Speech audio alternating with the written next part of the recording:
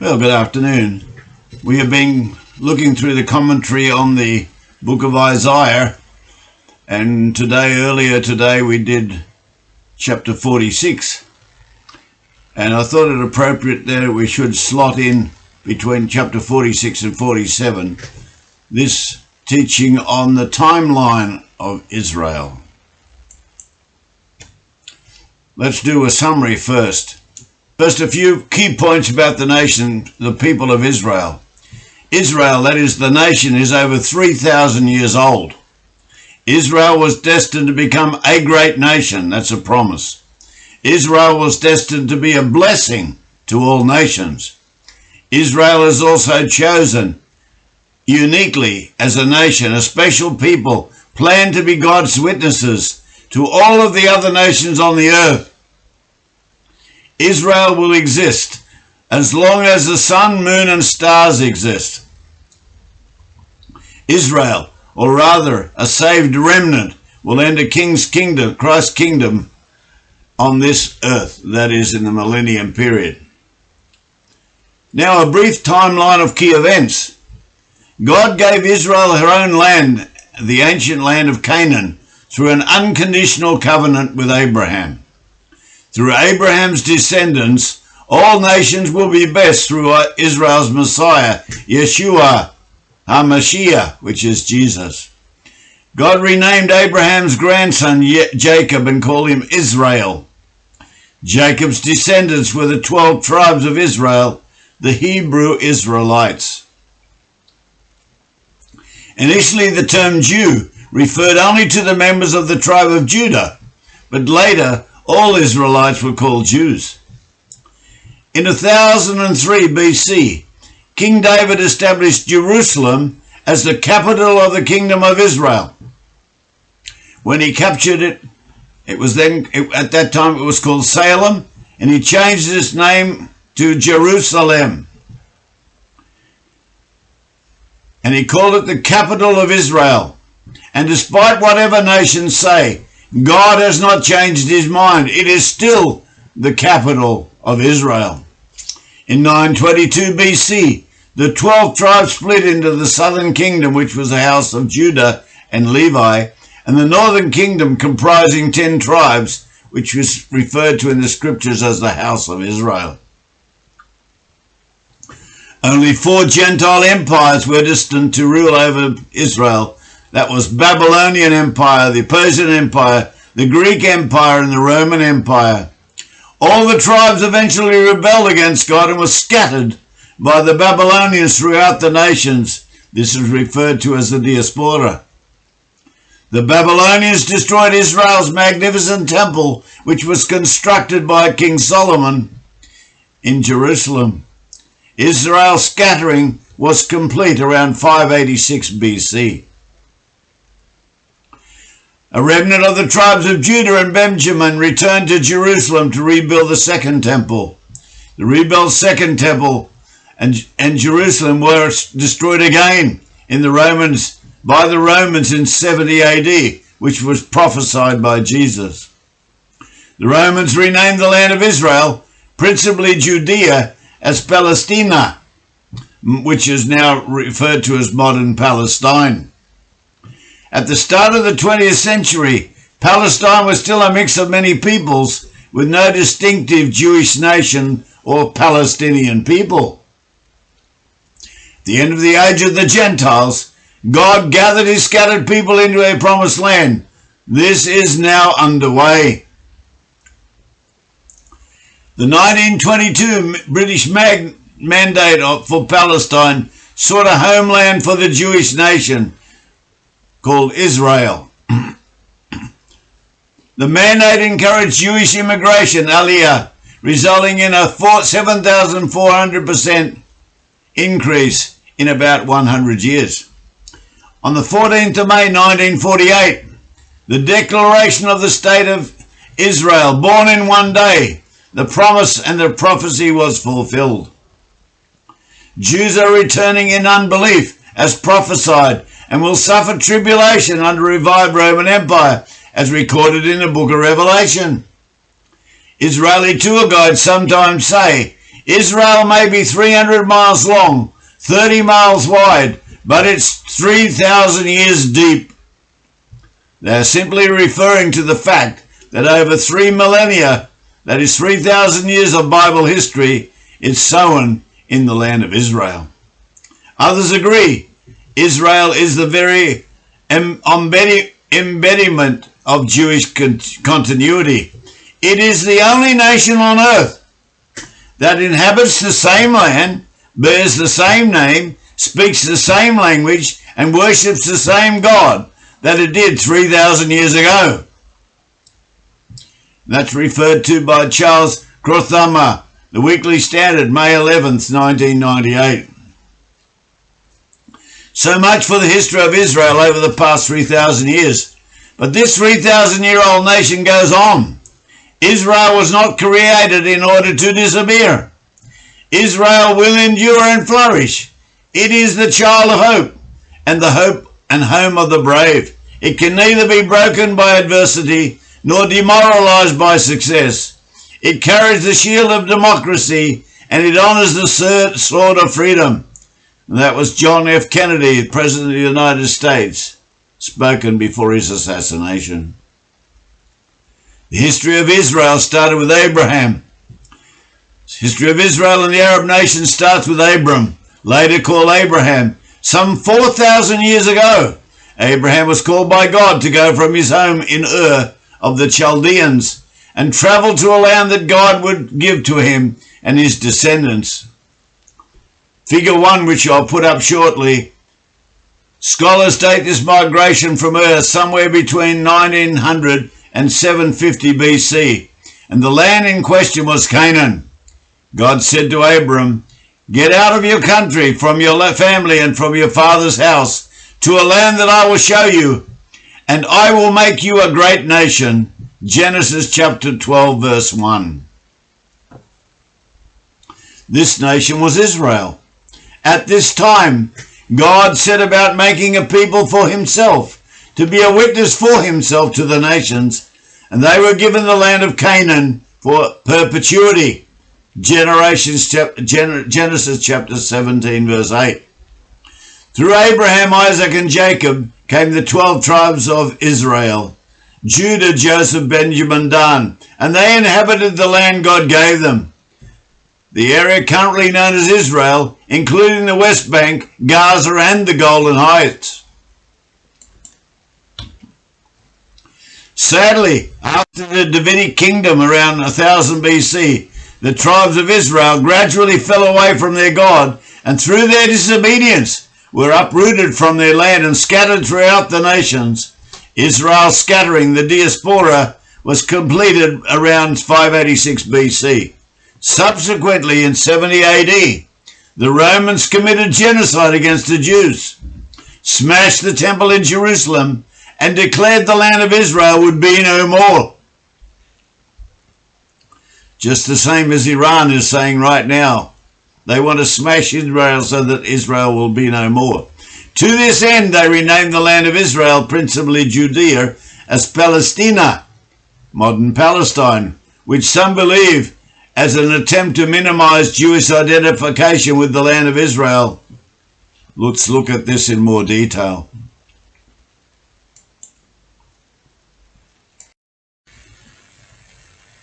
If you look at the map, you'll see that Abraham started from Ur, and he traveled all the way up down through, and eventually come down to Memphis when he crossed over into Egypt. And that's the red line if you follow it through. And then if you look at the green line, you'll see that that's where his servant picked up Rebekah to bring her as the bride for Isaac. Quite a distance. So continuing on after looking at the map, the promise of a great nation, the Abrahamic covenant. God told Abraham that his descendants would become a great nation, and that through this nation all the nations of the earth would be blessed. As I quoted before, Genesis chapter 12, verses 1 to 7. The fact The blessing came through Isaac, Jacob, Judah to Christ. Salvation for all mankind is of the Jews. John chapter 4 verse 2. To confirm this promise, God changed Abram's name to Abraham, meaning father of many nations. Genesis chapter 17 verse 5. And he made a covenant with him.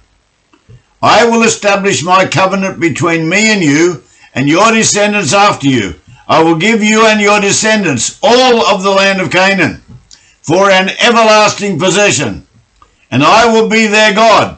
Genesis 17 verses 7 and 8. This covenant was ratified by God alone, meaning that the covenant is eternal and unconditional.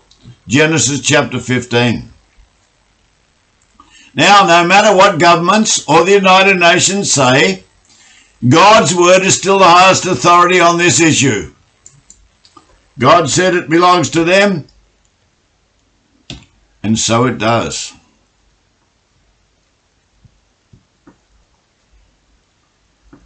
A chosen nation, a special people, forever.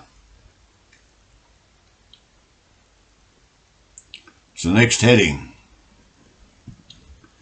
Note that God said, I will be their God. Here God was claiming Israel to be his own. You are mine. Isaiah 43 verse 1. So here we have God identifying himself with a particular people. Here we have the God of Israel. They are God's very own people forever. 2 Samuel chapter 7 verse 24. Why did God do this? God made a people for himself for a very real purpose. Besides blessing all nations through Christ, God made Israel to be his witness to the nations. Isaiah chapter 43 verse 10. And to be his servant. Isaiah 49 verse 3. Israel is unique since it is the one nation on earth that God uses to make a name for himself. As King David explained, who is like your people Israel, the one nation on the earth whom God went to redeem for himself as a people, to make a name for himself. 2 Samuel 7:23. The nation Israel can never be destroyed.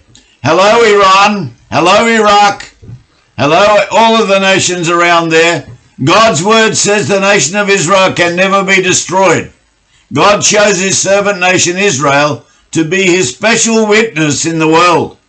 And the survival of the Jews throughout the ages is a very strong evidence of his presence.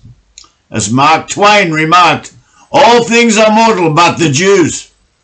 All other forces pass, but he remains. What is the secret of his immortality? The answer is that God decreed that the Jewish nation will exist as long as the fixed order of the sun, moon, and stars exist. Thus says the Lord, who gives the sun for light by day, and the fixed order of the moon and the stars for light by night. If this fixed order departs from before me, then the offspring of Israel will also cease from being a nation before me forever. Jeremiah 31, verses 35 to 36. And it's interesting, this is just after Jeremiah 31:31, where God proclaims the new covenant in Jesus' blood. Of course, we know that. So now let's look at the second map, the tribes of Israel and their locations.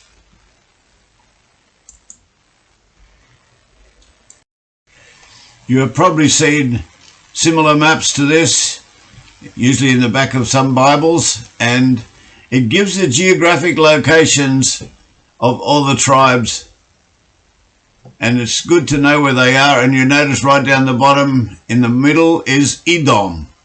And of course, in the book of Revelations, God says that he's going to destroy Edom for what they did when the nation of Israel was trying to come in to the promised land led by Joshua. The people of Edom refused to allow them to travel through their land, even though they promised just to be on the highways and not to even go off the highways to get water or food. So God says, I'm going to destroy them. Okay, continuing on. The promised land, which is Canaan. As stated, the covenant between God and Abraham was unconditional and everlasting, although God later warned Abraham's descendants that they may suffer temporary exile if they were disobedient to him. That's in Deuteronomy chapter 28, verses 15 to 37. But irrespective of how they behaved, it was certain that from Abraham would eventually come a great nation and a great blessing to the nations, and Abraham's descendants would be given the so-called promised land of Canaan as an everlasting possession. Genesis chapter 17, verse 8. What was this land? On the day of the covenant, God defined the boundaries as from the river brook of Egypt to the river Euphrates. Genesis chapter 15, verse 18. These are the biblical boundaries of Israel. And if you like to take a current map and overlay the biblical boundaries of Israel, you'd be surprised how many countries are inside those boundaries, and God has promised that he will take the land back and give it back to Israel, and he'll punish the nations that stole it from Israel in the first place. Fact. The kingdoms of David and Solomon, at circa about 1000 BC, did indeed stretch from the brook of Egypt on the Sinai Peninsula, across the Syrian desert to Tifsa on the Euphrates River. Prior to these kingdoms, God gave Moses the boundaries of Canaan as the children of Israel entered the land. Refer to Numbers chapter 34, the first 12 verses. The southern border went through the wilderness of Zin to the brook of Egypt. The western border was the Mediterranean Sea, and the eastern border ran north from the Dead Sea along the Jordan up to Zidad, modern-day Sadar in Syria. In the northeast, virtually identical boundaries to those given to Moses are given in Ezekiel chapter 47, verses 13 to 21. Fact. These timeless biblical boundaries clearly indicate both the Gaza Strip and the West Bank. They also include significant parts of present-day Syria, that is, up to Hamath, modern-day Hammah, and most of the present-day Lebanon. So according to the Bible, Israel today is not occupying Palestinian land, because God gave it to them in the first place. The birth of the Jewish nation, which is Israel. Abraham's wife Sarah bore him a son, Isaac, and Isaac's wife Rebekah bore Jacob, meaning supplanter. History shows that God had a special task for Jacob and his descendants, and he changed Jacob's name to Israel after he had struggled with an angel and prevailed. Genesis chapter 32, verse 28. The etymology of the name Israel is not clear.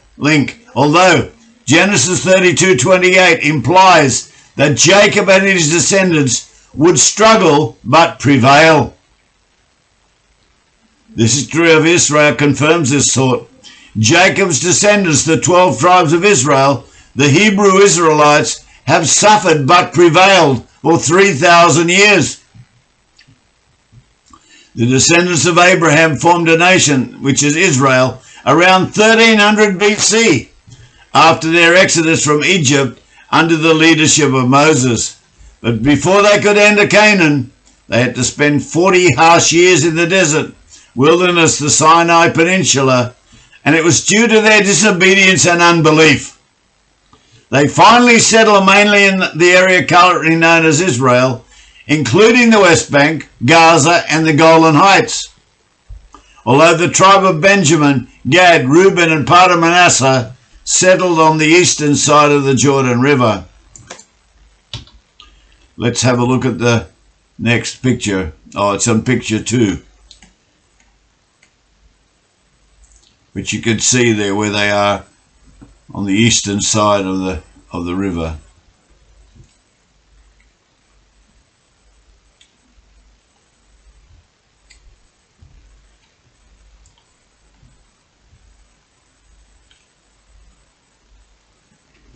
In 1003 BC, King David established Jerusalem as the capital of the kingdom of Israel, and in 960 BC, his son Solomon built the first Jewish temple.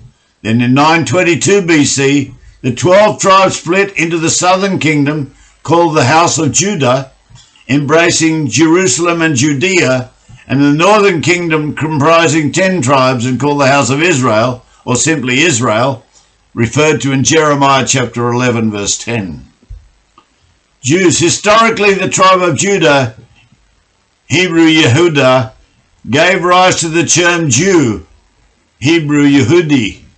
So initially the term Jew referred to the members of the tribe of Judah, but later it came to be referred to all of the Israelites, regardless of their tribal ancestry.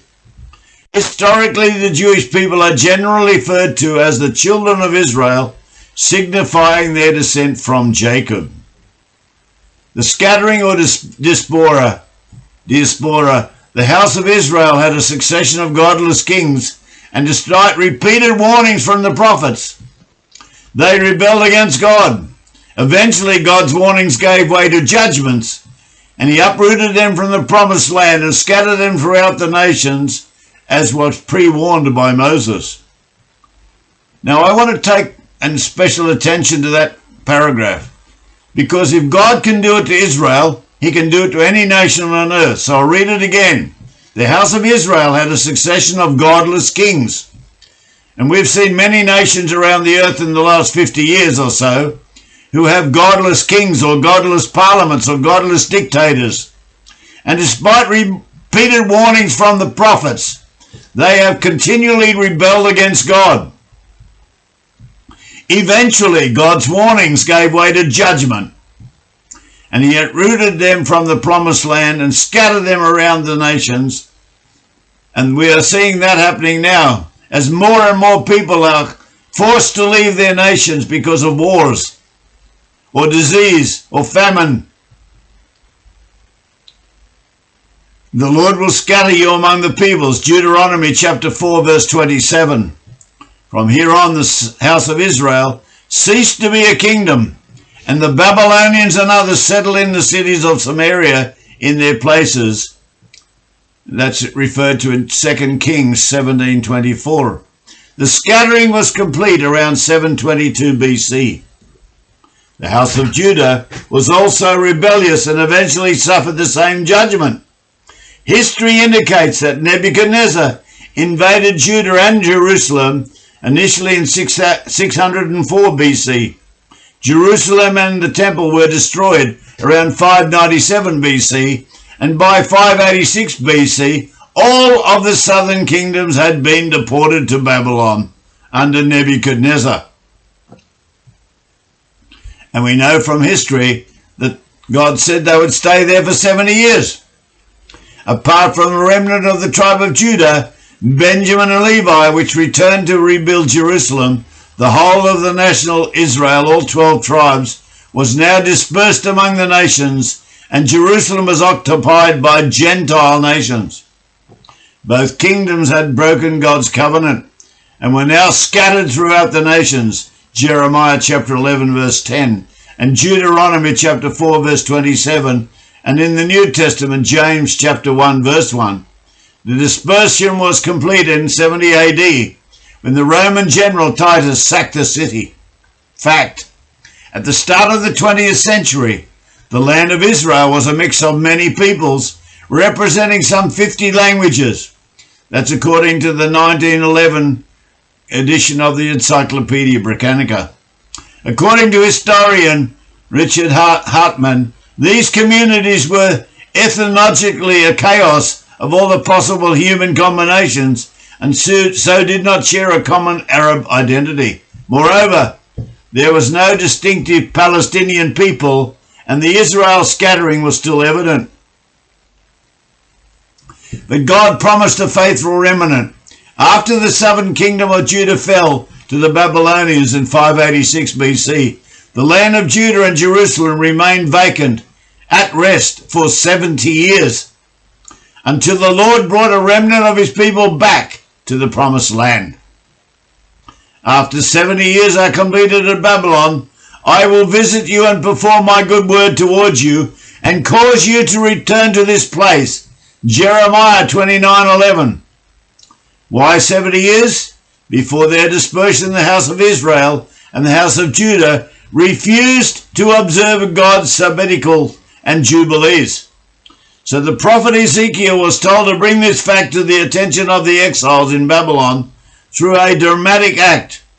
He lay on his side for a total of 390 plus 40, that's 430 days, found in Ezekiel chapter 4 verses 4 to 6, symbolizing the 430 years of sabbatical rebellion on a year for a day principle.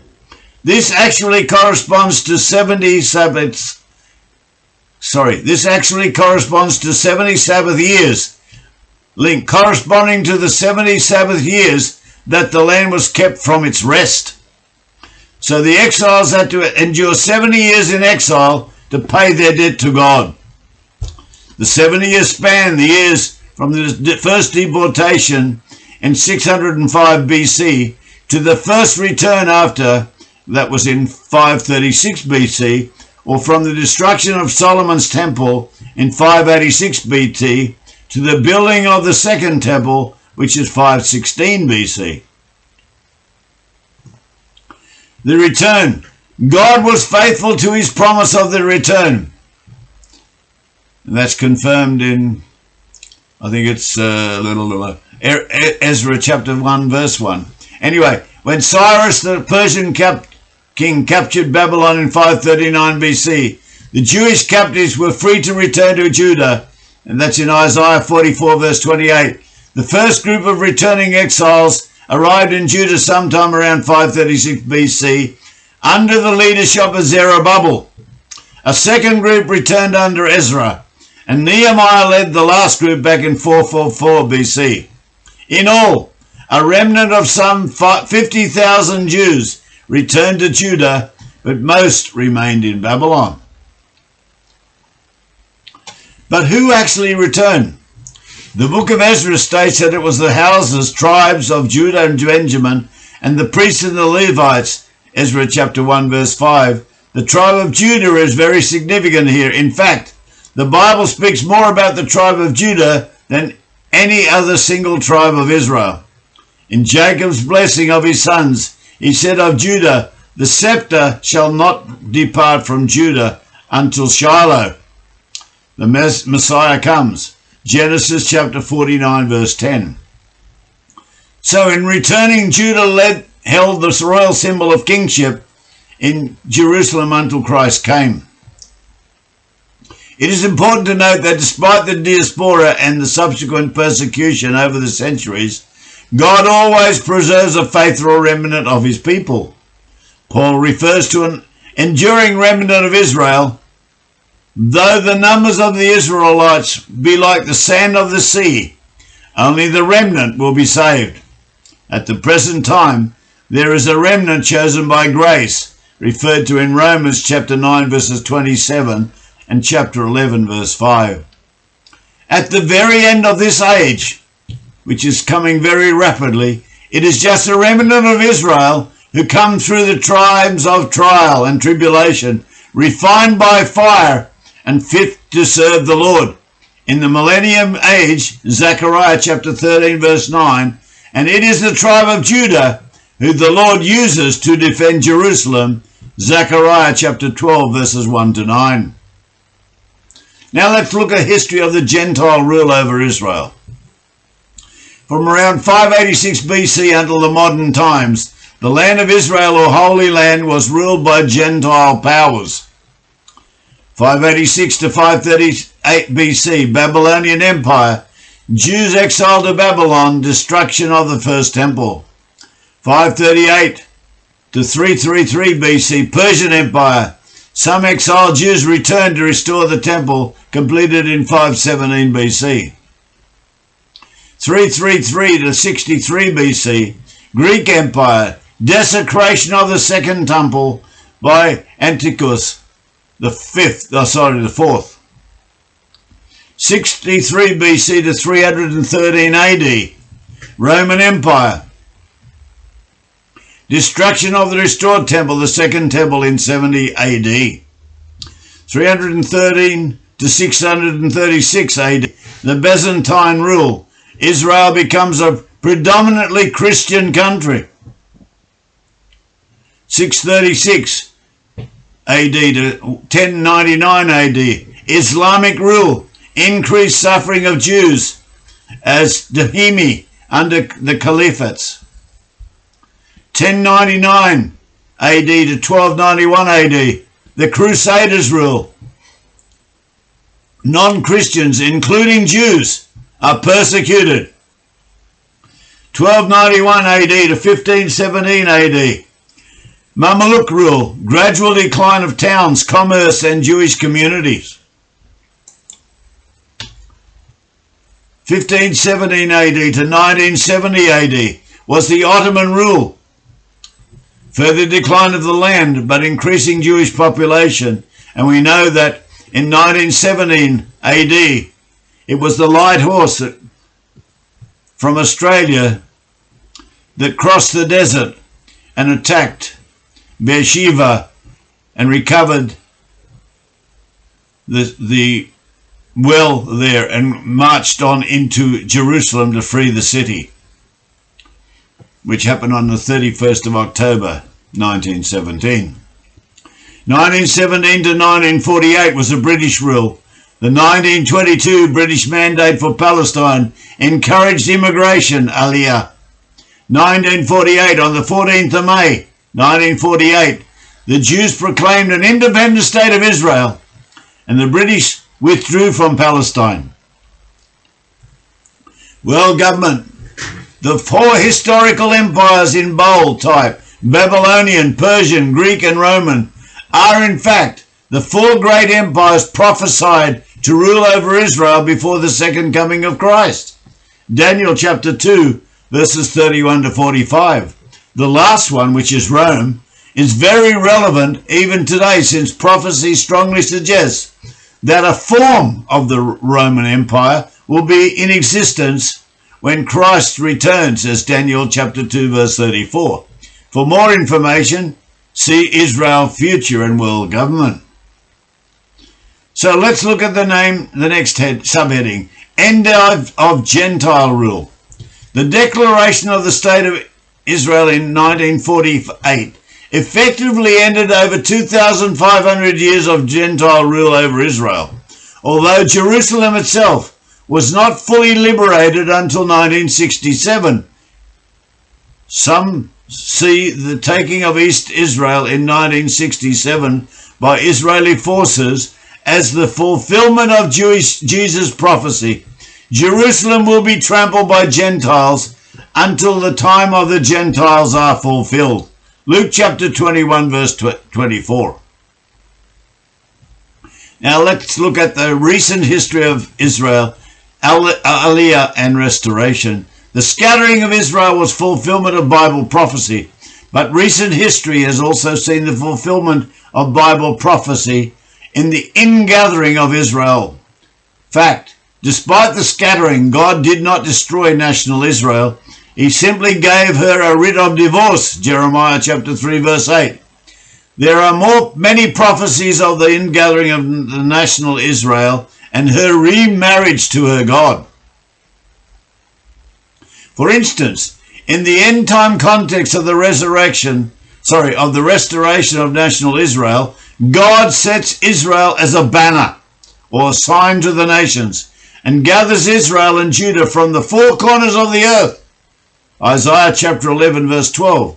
The prophet Ezekiel saw this restoration of Israel in his vision of the valley of the dry bones, Ezekiel chapter 37. Here God says, Behold, I will take the sons of Israel from among the nations where they have gone and bring them into their own land. Ezekiel 37:21. In the New Testament, Romans 11:24, speaks of this ingathering as a grafting of scattered Israel into their own cultivated olive trees, whose rootage was in the patriarchs, particularly Abraham. In other words, Israel returns largely in unbelief to a land and heritage covenanted to Abraham and his descendants. And it is at this time that wayward Israel is remarried to the Lord. Hosea chapter 2 verses 16 and Isaiah chapter 54 verses 5 and 6. The scattering of Israel caused the nations to dishonor the God of Israel, and God is now gathering the remnant of Israel and Judah to restore his holy name. Isaiah chapter 11 verse 11 and 12, and Ezekiel chapter 36 verses 20 to 24. Today's term for this ingathering or immigration of Jews to Israel is Aliyah. The Hebrew meaning is ascent. Key events in Israel's recent history. Around 1880 AD, the Turks ruled Israel-Palestine as part of the Ottoman Empire, and there was only a small Jewish presence.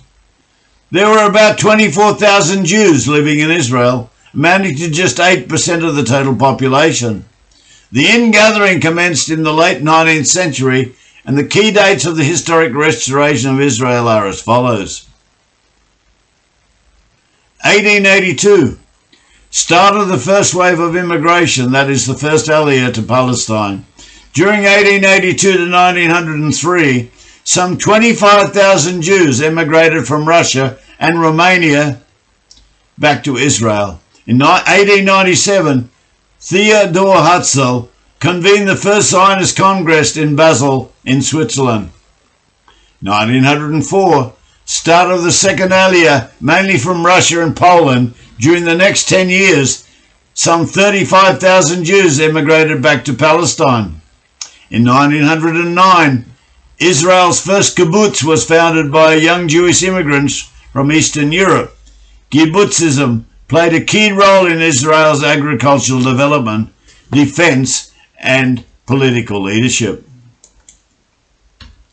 In 1917, the Balfour Declaration, the British government supported Zionist plans for a Jewish national home in Palestine, and General Allenby liberated Jerusalem from the Turks, giving Jews access to the city.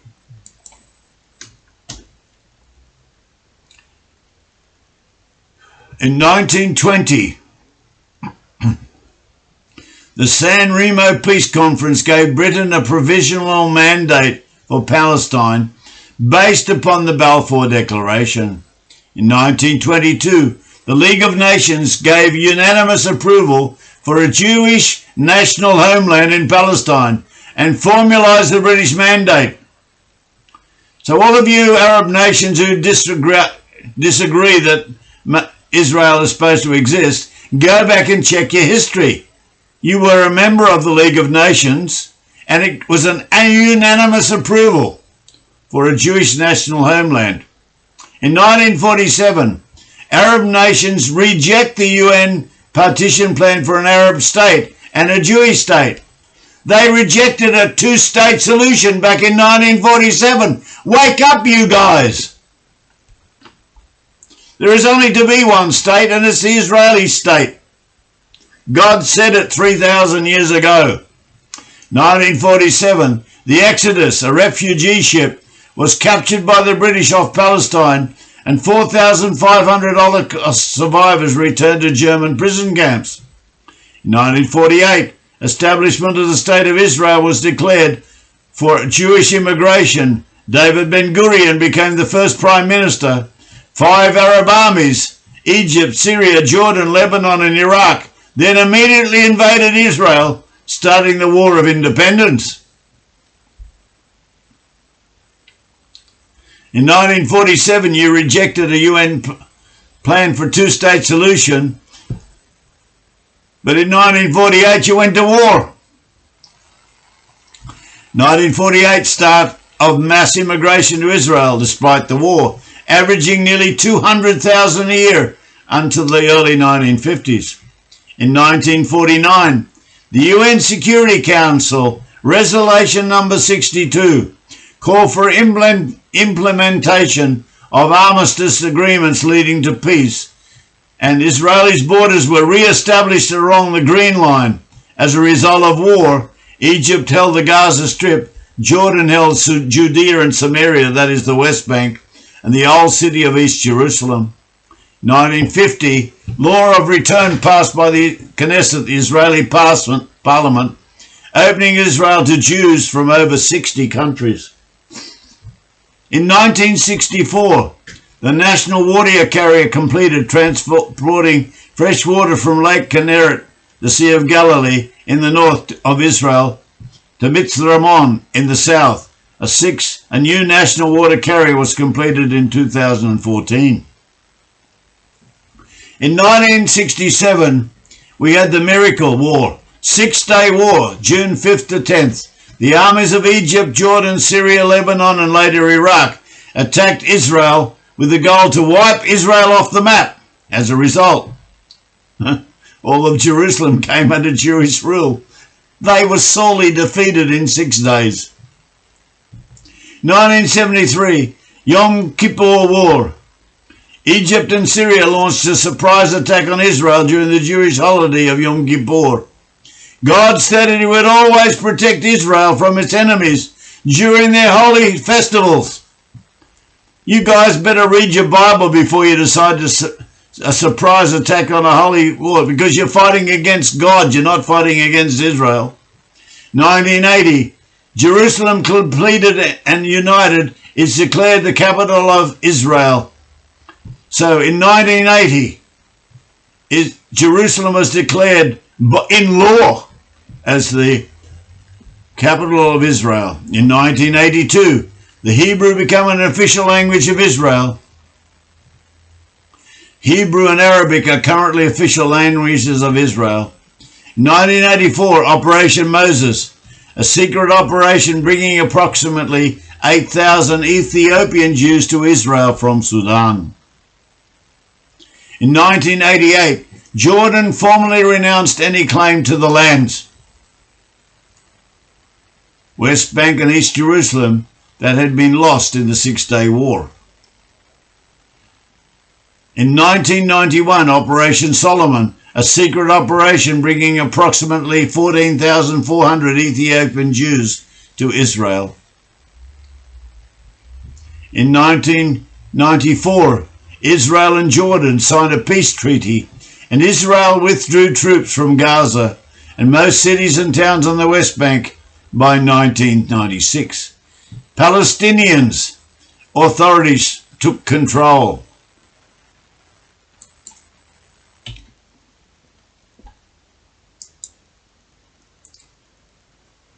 In 2002, Israel reoccupied all of the West Bank following waves of Palestinian suicide attacks, and begins construction of the West Bank fence along the Green Line in order to protect Israeli civilians from terrorism. 2005, Israel unilaterally withdraws all of its military occupation forces and settlers from the Gaza Strip. Evacuation of 8,500 Israelis from 21 Jewish settlements, but retains civil and security control of the West Bank. 2014, new national water carrier completed based on 5 desalination plants on the coast. 2014, some 7,000 people of the Bnai Manasseh tribe in India returned to their claimed Jewish roots in Israel. Overall, 2014 saw the arrival of 26,500 fresh immigrants, which was a 10-year high. Clearly, there's been dramatic changes in Israel-Palestine in little over 100 years, and not least of Israel's demographics. During these years, the ingathering from the nations into Israel has been remarkable, as shown by Jewish population statistics. 1882, it was 0.025 million. 1918, it was 0.06 million. In 1948, it was 0.072 million. In 1965, it was 2.3 million. jumped from 0.72 to 2.3. In 1985 it was 3.5 million. 2005 it was 5.3 million. 2014 it was 6.1 million. So in just 100 years the Jewish population in Israel has increased by more than 7,400%. Summarizing, in recent history, Israel's Jewish population has increased dramatically. Number 2, the State of Israel has been declared. Number 3, all of Jerusalem has come under Jewish control. And number 4, Jerusalem has been declared the capital of Israel by the Knesset. I hope that gives you a better understanding of what's happening and happened in Jerusalem over the last 3,000 years.